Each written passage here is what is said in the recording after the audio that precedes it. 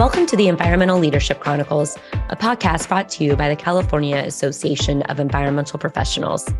In this episode, I'm joined by guest co-host Corinne Lytle-Bonine, and we feature Julie Johnstone, Associate Director of Design with Great Ecology.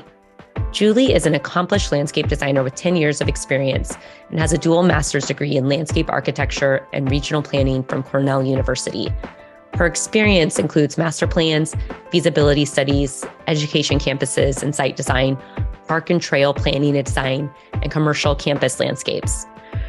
Julie's current focus is on developing landscape designs and master plans, which simultaneously address diverse community needs while promoting ecological balance and restoration. She has designed and implemented public participation strategies for comprehensive plans, waterfront master plans, and recreation feasibility studies. Julie uses her backgrounds in psychology, planning, and landscape design to promote cohesive and collaborative teams. While the practical elements of design and planning are in the forefront of her mind, she has a keen eye for design and enjoys conceptual design iterations, which you'll hear more about from her shortly. Thanks for listening, and we hope you enjoy this episode. Hi, I'm Jessa. Hi, I'm Corinne. And today we have Julie Johnstone joining us. Julie is Associate Director of Design with Great Ecology. Welcome to the podcast, Julie. Thanks for joining us. Thank you for having me. Such a pleasure to be here. Yeah, Thanks we so much appreciate for the invitation. It. Of course. So first things first, how are you connected to AEP? Well, I'm actually new to the AEP podcast community, but I first learned about it through you, Jessa, since we work together at Great Ecology. But that's how I first learned about it. Great. I don't know if I knew that. So are you involved with APA? APA, yes. APA, American Planning Association. And I'm probably more involved with ASLA, which is the American Society of Landscape Architects. But being that I'm both a landscape designer and a planner, I'm kind of touching both realms, the planning and landscape architecture realms. So many acronyms. Yeah, I know. Need a little cheat sheet or something. Yeah, well, I know like AEP, and Corinne, you know more about this, has done some events in the past with APA, and there's some alignment there. So yeah, for sure. And ASLA. We've thrown some mean holiday parties all together. So we have fun. I can confirm. I've attended You've been those. to some of those. they're the fun parties. So Julie, to get started, so you are a landscape designer and a planner, and I, have the benefit of knowing a little bit more about your background, your educational background. So what attracted you to a profession, like to this profession in this industry? Well, I'm one of those people who I had a very circuitous kind of path to where I landed right now. So, and I'll tell you a little bit about that path. It would take a very long time to tell you the whole thing. But I studied psychology at UC Santa Barbara. And after I graduated, Gauchos. Go Gauchos! Yeah. After I graduated, I just wasn't really sure what I wanted to do. I wasn't ready for a PhD in psychology. And so I ended up doing interior design, which I did for a couple of years. And then while I was practicing as interior designer, I started really wanting something that had a broader impact. Which kind of led me to start looking into planning and landscape architecture. But while I was trying to figure things out, I moved down to South America and lived there for a year in Chile, which was amazing and beautiful. And when you go to a new, such a different environment, it kind of opens your eyes to a lot of things, cultural differences, and just kind of who you are, I think. So that's what it did for me. My eyes were really opened to some of the environmental and social inequality kind of issues that were intersecting where I was living, and we have the same issues here in the United States. But it was while I was down there that I started reading some books trying to help my Spanish, reading these books in Spanish about planning and landscape architecture. And I'm not sure I fully understood everything because it was in Spanish, but whatever I understood led me down the path that I am on now. So when I came back from Chile, I applied to grad school for planning, and started doing that program, and then simultaneously applied to a program in landscape architecture because I really wanted to be on the creative side of enacting change in the built environment, in particular climate solutions and things like that. So I was really intrigued by kind of the broad scale ideas of planning, but then wanted to have the tools to create solutions on the ground. So that's how I ended up with the dual master's degree in planning and landscape architecture, and it was a wonderful experience. And yeah, I'm very happy with that decision. So. Julie, that is just striking such a nerve with me. I'm also UCSB graduate. I did do studies, but after graduating, I spent a year in Peru, working for a couple of different orphanages in the Ayacucho area, and same thing. Spent a year down there, came back and was just really trying to find how to apply what I learned there, and then took a little bit of a different route than you did, doing more straight CEQA practice, environmental permitting practice. Mm-hmm. I really can feel where you're from, and I'm excited to talk a little bit more about how you're able to implement that in landscape architecture, where sometimes I feel like I fall a little bit short doing everything I want to do, being on the permitting and environmental evaluation side. So I really appreciated hearing that story from you. Well, the environmental permitting, thank you. I'm glad you enjoyed that. And I was just going to say that the environmental permitting side is so important. I wouldn't downplay the importance of that by any means. It's a super powerful mechanism for what actually gets implemented on the ground. So that's amazing to hear that we had somewhat similar track. I think it's impressive too, or something I've noticed with planners is you guys just see the world and everything so broadly. And this just such a, I think I'm a big picture person. And then I speak with a planner. I'm like, oh, wait a second.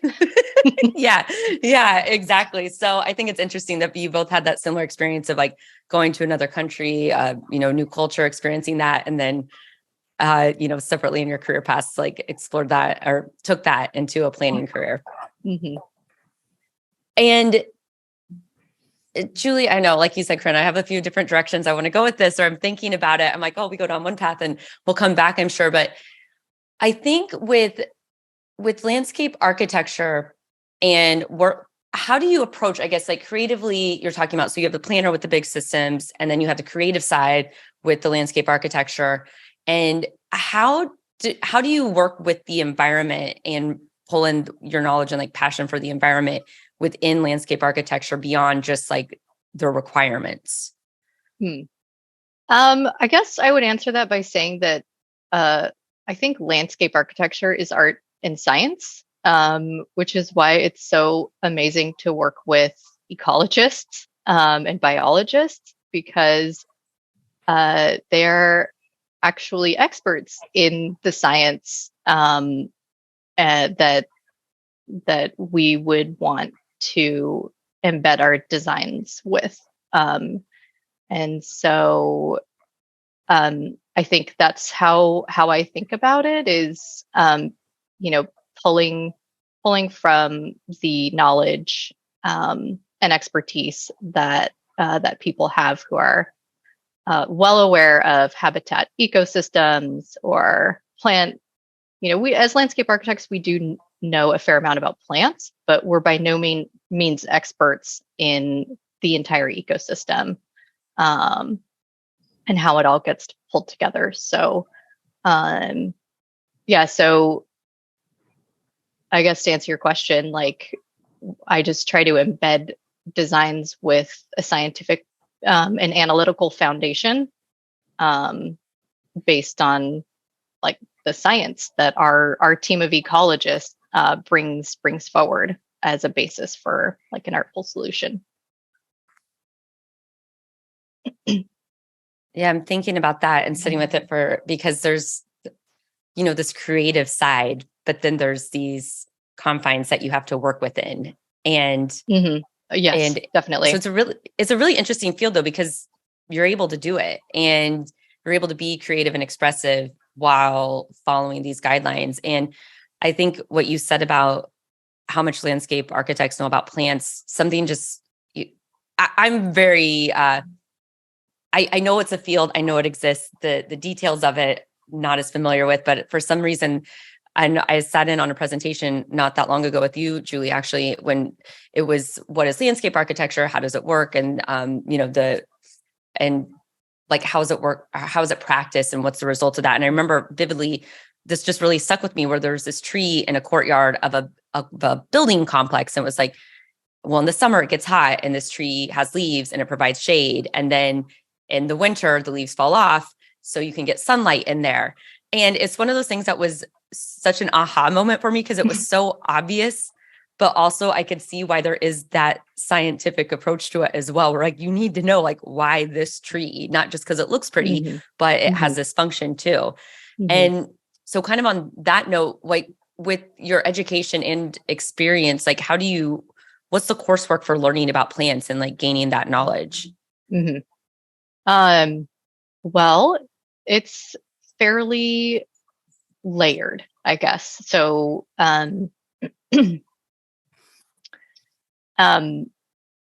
so there's the piece related to learning the actual plants, like as kind of putting your horticulturalist hat on and trying to learn the actual plants, names, the structure, what water requirements do they have. So there's the actual fact learning that landscape architecture education kind of requires. But there's so much beyond that, and so I wouldn't want to unfairly characterize landscape architects as our education being all about plants, only because there's a lot more to it, right? So there's, and I think you were alluding to this earlier, which is that there's environmental regulations and policies that we need to design to.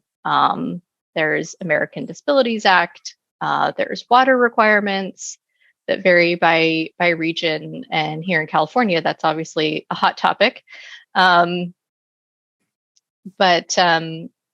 So going back to the question about planting, so there's the actual the actual facts of plants, what survives where, all that kind of stuff. But then in a landscape architecture program, it's a lot of times it's really centered around the studio experience, which is that you have either a real or a fictitious project site where you get to take all of the things that you're learning about landscape architectural theory, about plants, about ADA, that sort of thing, stormwater management, and you practice on a site. And it usually goes on over the course of a semester, and there's a lot that you learn about just through the process of presenting your ideas and your project, and implementing your knowledge on this project site. And so I'd say it's very rigorous. The studio culture tends to be very no holding back. We definitely get our egos kind of taken down a notch. This idea is good, this idea is terrible. No holding back. So yeah, we gain a lot, or at least I gained a lot through that experience of testing my ideas, illustrating ideas, and having feedback on them. So we'd get feedback about plants, like that was a terrible idea. You put a evergreen in the middle of that courtyard. That's not a great idea with the sun aspect, or that type of thing. And so, sorry, you're going. I think you're kind of going down this path I was curious about too. Is that how do you get started? So you go to grad school, Cornell, right? Mm-hmm. Cornell grad, go to get your graduate degree, and then how did you end up where you're at now? What is the studio like? How do you get into them? Like, how does it work? How does it work? Well, if you're lucky, during your graduate or undergrad experience, you've had internship experiences, and I did have. I worked in the campus planning office at Cornell, and I did a couple of other internships and research projects. But a lot of times, you just start applying, and you pull together all of your best work into a portfolio to represent, where you're coming from, what your ethos is as a landscape designer, and to represent yourself to employers, and try to put your most beautiful graphics and images in there, and then hopefully you get hired. And I did start working pretty much right after grad school at an interdisciplinary design firm. And it was a great experience. We had architects, interior designers, structural engineers, mechanical engineers, just the full team of designers, all the way through from concept. We would go all the way from concept and master planning all the way through to construction administration. So like the end of the project.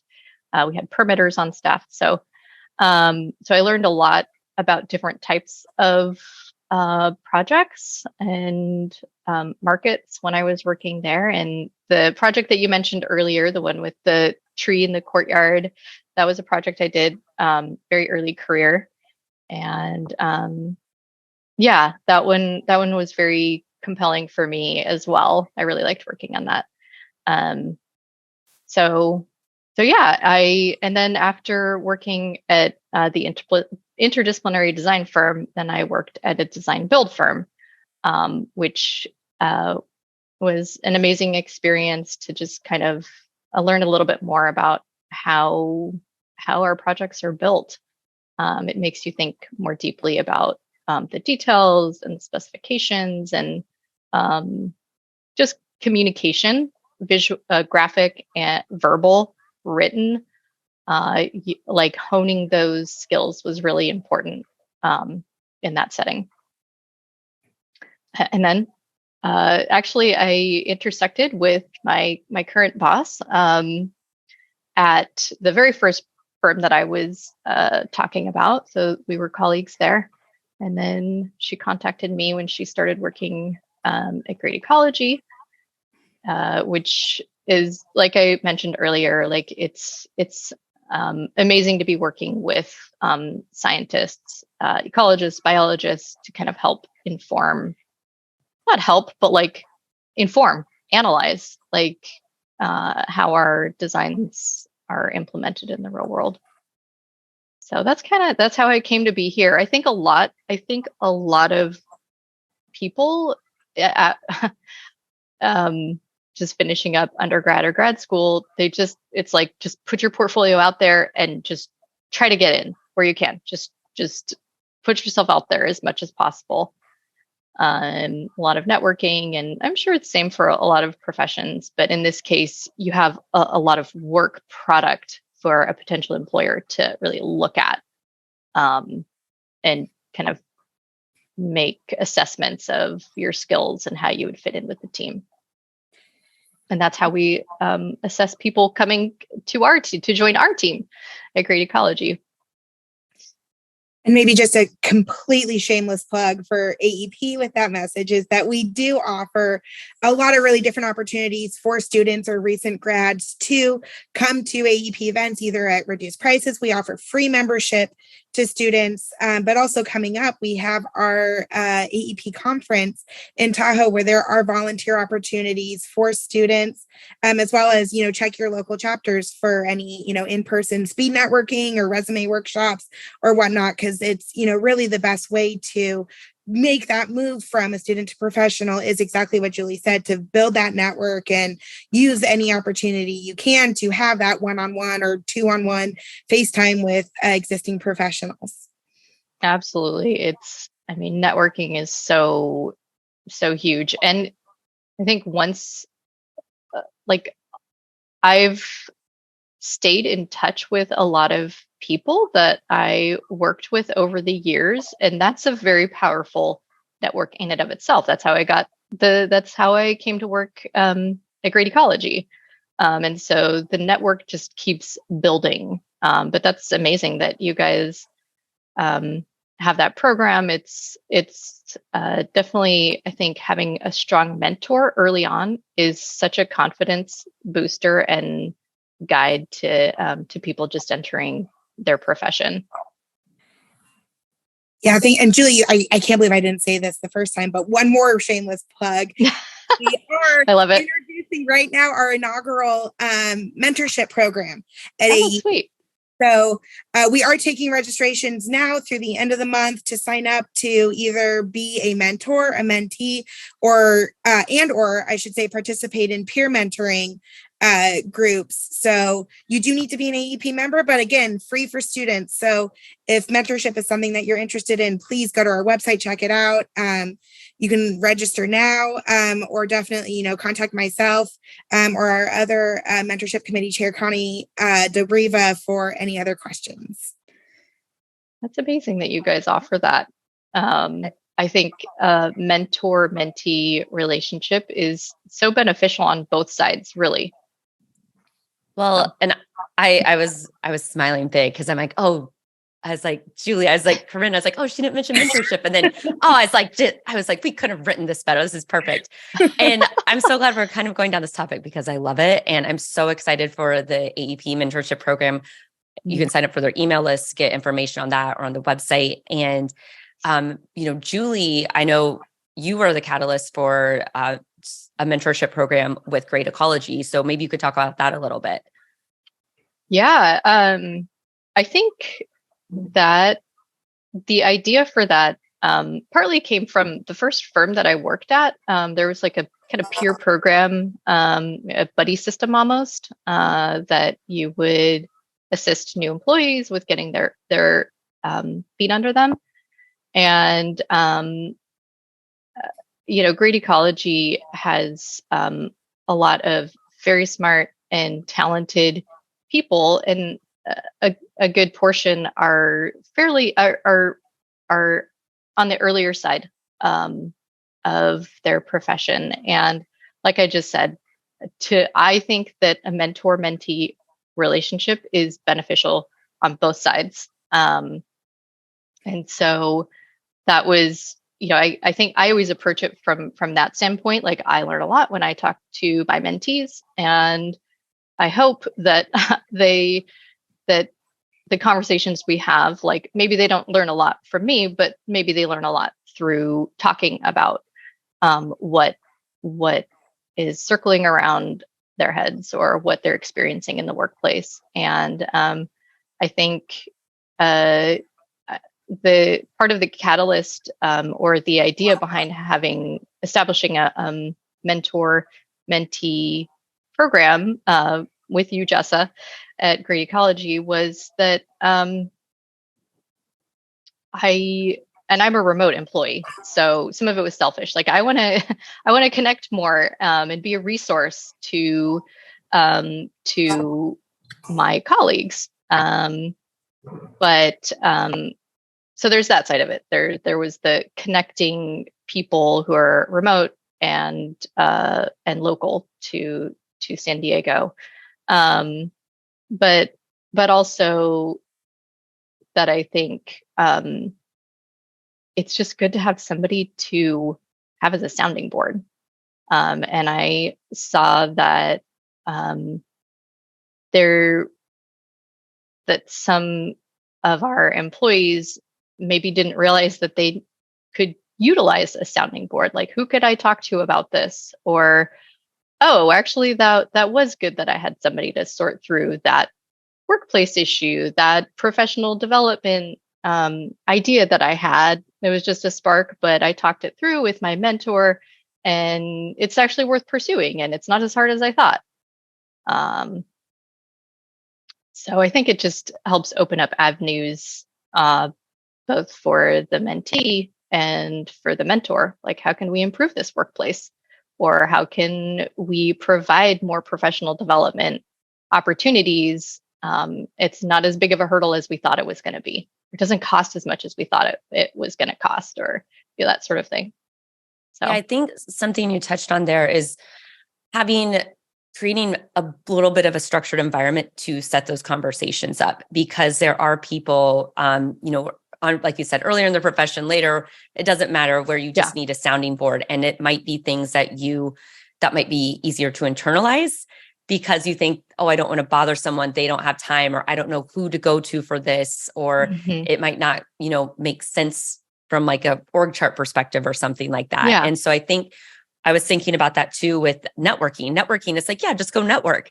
It sounds easy, but it's really hard to start. And I'm an outgoing extroverted person, but when I go to networking events, I'm like at the wall, like, oh, who would I talk to? I don't know anybody here. Like, so I can only imagine, different personalities and types of backgrounds coming out of, like, while they're in school or coming out of school or switching careers, how difficult it is to show up. So when you have this framework like AEP, the free student membership, any students I come across, number one thing I say, AEP, go there, sign up. It's free. You have nothing to lose, literally. And there's a built-in network of people who are willing and interested in supporting you. And then now AEP is also added on the mentorship aspect. And so when you're able to do that, setting up, again, that framework where it's like, oh, the early advice and ongoing advice is you need a mentor, you need to network, you need a mentor. It's like, well, where? It's not as simple as just asking someone. Sometimes it is. So you should always ask if there's someone of interest that you want to be your mentor. But I think that setting up that framework for students to apply, and then same within the business as well, it may seem like, and I can speak from experience working with Julie, where, this peer mentorship was established, and it's very low level of management. It's just, you set up the relationships and let them kind of flourish and establish that. And it's been a really great program, and we've gotten a lot of really good feedback about that. So anyway, I'm all about networking and mentorship. And I think one thing I would add is, we've seen over the last, maybe 3-4 years is that there's, maybe a collective acceptance or understanding that there's a lot going on kind of outside of what, is kind of the old school definition of like the workplace that really does impact the workplace, and having things like mentorship programs or, even networking events gives people a baseline to, talk about these things and bring them into the workplace a little more, in a, less formal setting. And, I'm certainly not suggesting we're going to sit down like in a meeting with wildlife agencies and, discuss things like that. But I do think that there's value to being able to, bring in some of the, outside influences that we're all seeing and talk about them, in a workplace or workplace adjacent setting. Yeah, for sure. I always think about like something you said, Jessa, earlier was that you're very outgoing, and even you at a networking event, you're like, to the wall. And I'm definitely an introvert, so I'm definitely on the wall. But one thing that I think about in a mentor-mentee relationship is, regardless of whether you're an introvert or an extrovert, you never know like what the other person's perspective is going to be, and how whatever tip they give you is going to help with whatever issue that you face. I have a hard time with small talk. I don't know who could be my mentor. What am I even going to talk to them about? So all those things, like in that relationship, as long as it's approached with an open mind, and with the idea that this is just going to increase my awareness of the tools that I have, and like my unique, I guess, abilities and characteristics that I bring to the workplace, and kind of bolstering that sense of like who am I as a professional. And yeah, I don't like small talk, but here are the tools that we've come up with to deal with that. I don't mind small talk personally, but I know some people have a real aversion to it. So I'm the queen of small talk. I don't Get mind into a little one layer down. I'm like, oh, yeah, here we go. I'm out. No, I'm totally teasing, but it's interesting you said that, because I was at a networking event very recently, and this event, for some reason, I felt comfortable, and I was kind of working the room. I was shaking hands. I was like, oh, I was feeling good about it. And I went with a friend who hates networking, is an introvert. And we talk about this quite a bit. I'm like, you just got to show up. You just got to go and get out there. And so my friend, someone had told me, they're like, oh, she left. She's in the car when you're ready. I'm like, because we rode there together. You're like, what? And it was interesting because when I was with this friend, she was talking to someone really engaged in like a deep conversation about her profession. And when I talked to her afterwards, she's like, I just hate small talk. Like, I hate it. I'm like, well, that's interesting, because I can talk to 10 people for 1 minute about whatever, where she in turn had a 10-minute conversation with one person about something deep and meaningful to both of them. And that's a skill I wish I had. I wish I could like get more into those layers instead of like, yes. So I think that's interesting. Like, everyone has something they bring to the table, and regardless if you like small talk, if you don't, there's opportunities for you to establish those connections with other people. Like, you're not the only one who doesn't like small talk, or you're not the only one who doesn't like networking. Yeah, or not totally. Yeah. So, well, I'm going to switch gears just a little bit. One question that we like to ask people is, what is your definition of sustainability? That is a good question. Okay, I guess I'm going to approach this a couple of different ways. Sustainability, to me, I think many of us think of the environmental side of sustainability. And I do think, I think that's a key part of it. But I think true sustainability is good for people and the environment. And I think you cannot, there has to be equality as a part of it, as a part of true sustainability. And I think I'm not disadvantaged in any way. I'm privileged. I'm a white person. I'm a white woman. And there have been times in my life where, like the idea of eating organic food and this sort of thing was out of reach for me because it's too expensive. And that always just struck me as so wrong. Like, I can't live my ideal because it costs more to be sustainable. I think organic food is more sustainable, decrease the use of pesticides, all that kind of stuff. So, yeah, for me, like, the social piece of the puzzle is so huge, and tackling, the environmental and climate issues that we face on a broad scale, I think are really key. So, there's the triad, I guess, of sustainability, environment, community, and economy. And I would say I subscribe to that, and I do think that, I think, I wouldn't say underlying that, but I think behavior change is kind of a key, like awareness and behavior change are key components of true sustainability, and like for our planet, like reducing car dependence, and this is like behavior change that individuals have to enact in developed countries in particular. So that wasn't like a clean and concise definition. Sorry about that. No, it's great. And you actually, I was going to ask, like, what do you think it's evolving into and why? And you touched on that. So it's wonderful. And that, this is the question we like to ask because everyone, it's been such a buzzword for so long, and it's very meaningful and impactful. But then we think, well, how are we defining it? And so everyone has a different answer. And so it's interesting to hear the different perspectives and understandings of how people are using sustainability in the workplace and profession. Yeah, it is hard because it is kind of a buzzword, right? Like, I mean, and like the word sustainability comes from the verb to sustain, which means to last for a long time. And so or to continue on.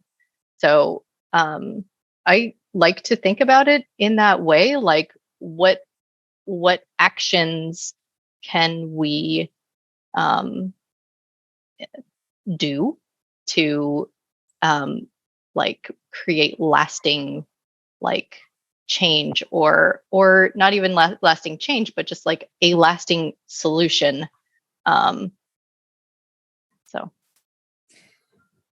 And, Julie, that really brings up for me one thing I struggle with quite a bit is, you feel like a lot of times what you do as an individual just isn't enough, nowhere near enough. And then, with the work you do, you get to work at, either landscape level, regional level. And I, wanted to hear you talk a little bit more about, how you take, what your individual beliefs are, what you can do on an individual level, and then bring it to that, landscape or regional level with your work. And I find that always maybe a little more meaningful than, trying to, feed my compost or, drive my electric car. And right.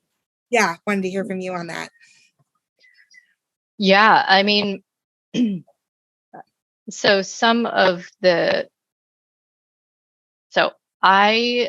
is complicated because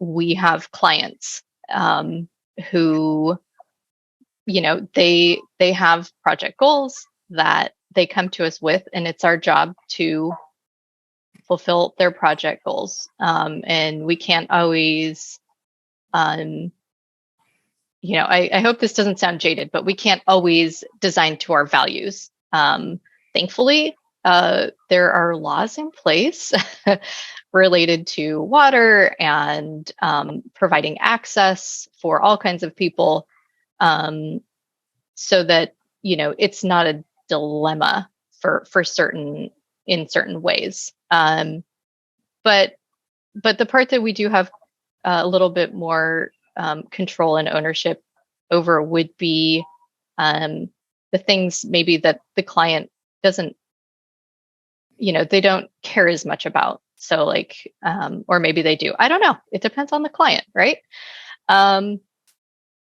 But for instance, selecting plants that are native to that ecosystem where we're working, and in that way, we support a landscape that is more sensitive to that location, and that maybe that's a piece of the puzzle that was missing, right? That attracting the pollinators or the creatures that kind of cohabit with that plant or tree or whatever. So yeah, I mean, and it can get down into the nitty gritty of like, what do we specify for our soil amendments? Is it something more chemically based, or is it something more organic? Yeah, I was thinking a lot of different things we can do. Because by it seems the nature of the industry, when you think about landscape architecture and, these massive landscapes, that it would seem that just by nature, it has to be sustainable. Like it has to perform, it has to hold up over time. And so while there's laws and regulations in place that I would assume, and I understand it's like every client's different and who's, who you're doing work for changes, but that the goal is to be sustainable because, and it's interesting because I feel like sustainability is actually cost effective over time. And again, it depends what we're talking about here. Right. And that's what I could see, just having to choose these designs to last. And I don't know, is there, I guess, a regulation for the industry over like how long the performance period is? No, not really. Not as far as I know. I mean, there could be something that I'm completely unaware of. Like your design must last 50 years. I mean, the thing is that, once something's built, a building or a highly constructed landscape, it takes a lot of money and time and resources for that solution to be built. And so once it's out there, it's going to be out there for a while. But there are. I did work in maybe things that you would call like repositioning or kind of repurposing existing landscapes and structures into something that's like brought up to date for now. And so the same is true for buildings or for landscapes where, a good example would be, there's a lot of residences have lawns or corporate parks have lawns. And so we know that, especially if you're specifying a grass that's not native to where we are in California, it's going to be a huge water suck, and we don't have a lot of water. So yeah, I think a classic, or not classic, but like something that we do as landscape architects is figure out like, okay, how can we shape this to be current with our water resources and bring it up to date in terms of current thought about like native plants and drought tolerant plants and things like that. So lawn replacement is a thing. And when you work on those plans, like in that example for corporate parks and just traditionally commercial developers of real estate are looking at the bottom line. And like, is there do you make a case on like why, like, this plant palette is cost effective from like a water savings and like maintenance perspective? Yeah, for sure. And it's not a hard sell. This lawn looks bad. It has brown spots, and you're getting fined because of the irrigation that you need to keep it looking green. So here are some other options for you. You could replace it with a native or native adapted species, or we can like reduce the fact that maybe you don't need a mower, and we can put in drought tolerant and native plantings. And it depends on the goal of the developer. Like they're like, well, I want a social space. We can create a social space that's not on the lawn, and that's okay. So, but it's if the client is game, then it's not a hard sell because they're within their water allotment, for instance, and their project is more likely to get permitted because they don't get pushback from the municipality that's permitting their project. And it, if presenting an image board of like, look, these are all the pretty plants that we can give you that you don't take a lot of maintenance, that use less water, that are adapted to this region, and you don't need a leaf blower or a mower or anything like that. Not get me started on leaf blowers. I know, have right? been on a crusade for 4 years minimum. Yes. Yeah. They're always like in the back. Like I feel like the leaf blower starts going like right when I'm in the middle of a meeting. And I'm like, why? Why do you need that? It's windy. Like they're just going to go. Just blow it back and forth across the street to each other. Yeah, Drives me exactly. insane. It's a game. Oh, Julie, one thing totally. I wanted to ask you kind of along those lines, if you're experiencing much at all, but with kind of increased listings for pollinator species, with monarch butterflies kind of being the newest pollinator expected to be listed under the Endangered Species Act. Are you getting any pushback or hesitation for in your landscape design putting in things like milkweed or anything that could become an attractant to species who need it, but then also now bringing in an endangered species to, a project or something that could then have the potential to harm or take that species? I'm just wondering if you've experienced that yet, or, any kind of key considerations there that you're using in your practice. Yeah, I haven't that particular example about monarch butterflies. Like I haven't experienced any pushback about that. What I have experienced pushback from, which is insects, bees in particular. And so I've done education work and, people don't want, if you say, oh, this plant attracts pollinators, they're like, which ones? You can't have any bees around the children. So butterflies, yes. Hummingbirds, yes. The Bees, generation no. traumatized by my girl. Right. Right. So yeah, I think you get the spectrum of responses when you say as a landscape architect, oh, this, we're like all starry-eyed, oh, this attracts beneficial insects and pollinators, and then you get the spectrum of like, oh, that's great, we love that, let's have more, to like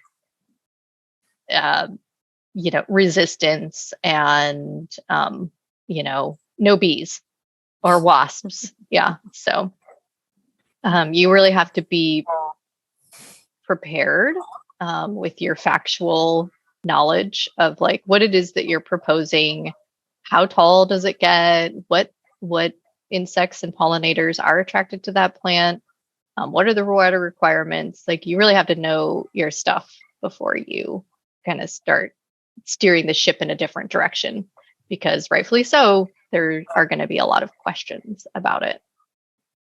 Yeah. I like the be prepared. Yeah. Nice. I love it. That's funny. Well, we were at our time. This went really fast for me. I started to think of 10 more questions and I was like, well, it's probably about that time. So we'll wrap up. Unless Corinne, if you have any other questions or Julie, any comments, we'll get into our wrap up rapid five. No, I think let's do it. Good. All right. So Julie, what is your favorite daily habit? For me, morning meditation. For my daughter and I, reading every night. Oh, I love that. What are 3 things you'd bring to a deserted island? Oh, man. Water. Probably a writing implement, pencil or pen, and a sketchbook. I know that's such a kind of question, like a icebreaker type question over the years, but it's one of my favorite ones still because you can tell so much about a person on how they answer that question. All right. What is your favorite environmental policy? Oh, I just actually learned about when California is planning to preserve 30% of its lands and coastal waters by 2030, which I think is great. I'm curious to know more about it. How sensitive this policy is, but I think it's good that it's lands and coastal waters that we're planning to preserve. And it's actually nationwide too. The Biden administration just put out their 30-30-30 guidance. Sweet. Yay. Even more to love about it then. Great.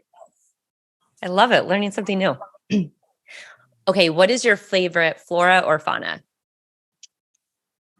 I actually really love California poppy. I'm a California native. When I see those poppies coming out, blanketing the hillsides in the spring, it just makes my heart go pitter patter. So it's your time of year then. Yeah. All right. And finish this sentence. Wouldn't it be cool if we could just snap our fingers and be where we need to be, like teleport? Like, I want to be in San Diego. Boom.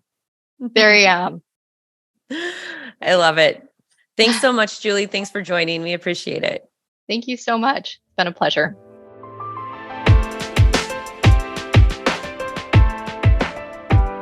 Thanks for listening. If you enjoyed this episode, please subscribe to be updated when new episodes are released and leave us a review to let us know what you think. It also really helps us to share the podcast with others who may enjoy learning about the environmental industry. If you want to submit a shout out or any feedback, please send an email or voice memo to podcast@califaep.org. The email again is podcast@califaep.org.